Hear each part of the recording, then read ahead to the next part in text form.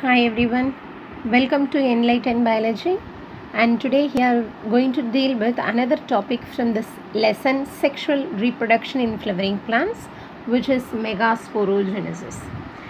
What is meant by the word megasporogenesis? Genesis is formation, we all know, so it is the formation of megaspores from the megaspore mother cell. By which process? By meiosis.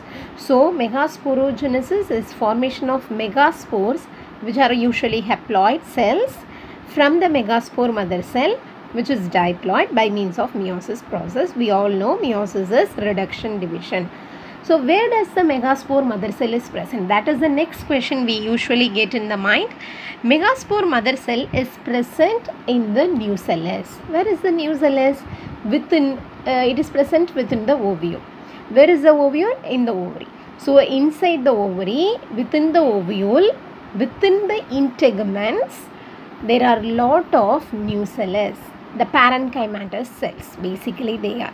So in that nucellus cell, one cell becomes bigger in size, that will be known as megaspore mother cell, which is diploid in nature.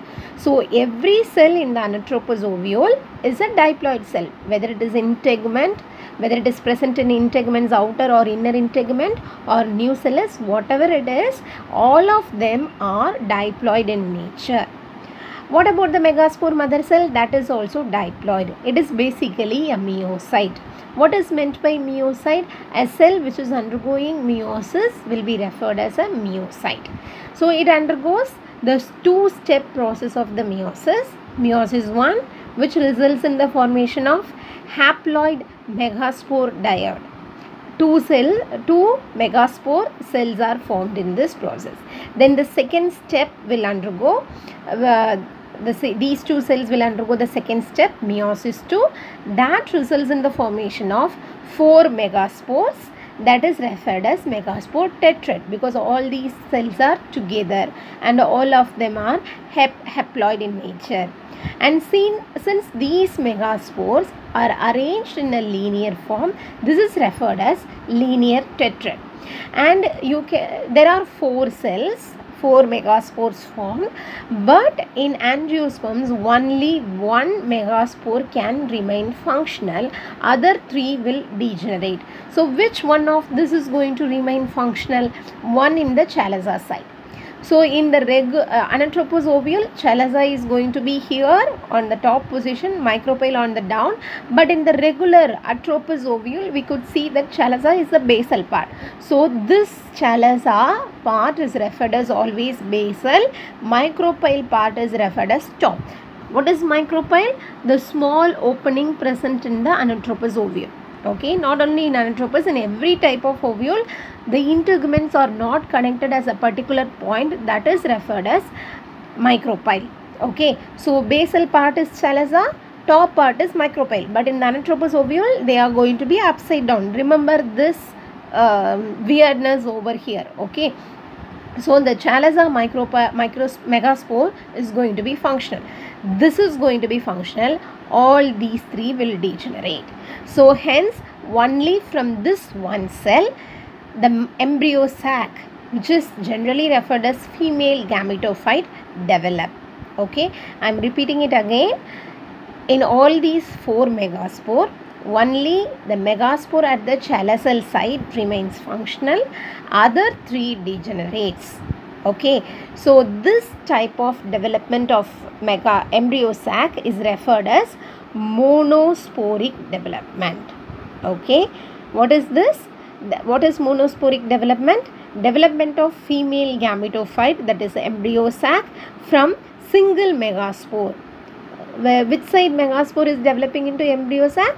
Chalaza side. Okay, and now onwards this process will be referred as megagametogenesis, that is from the megaspore the embryo sac is developing. This is referred as megagametogenesis. So this megaspore in the chalaza side remains functional, other 3 cells in the micropyle side degenerate, and this megaspore is the first cell of the female gametophyte.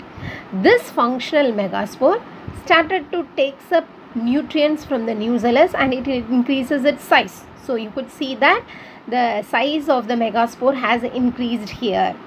Okay, and this functional megaspore, you could see the chalaza is in the upper side, micropyle is in the downside. C and M I have written here to represent chalazal and micropyle side, so that you could understand that clearly. So now what happens? This functional megaspore undergoes mitotic karyogenesis. In mitosis, actually what happens in mitosis? That is an equal division, the chromosome number will be maintained. Already this megaspore is haploid only, which means, so I have written it here, which means this is undergoing only mitotic karyokinesis. Karyokinesis is nuclear division. Only the nucleus divides, the cytoplasm doesn't divide. So you could see two nuclei are formed here, they move to the opposite poles. And in the next stage, you could see another mitosis is happening, only karyokinesis is happening. At the poles, chalazel pole you have two nuclei and micropyle side you have two nuclei. So totally the number of nuclei are 4 over here. And one more mitotic division occurs, which results in the formation of 8 nuclei, 4 at the each pole. So totally how many mitotic divisions are happening? 1, 2 and 3 mitotic division. In the first stage you get 2 nuclei.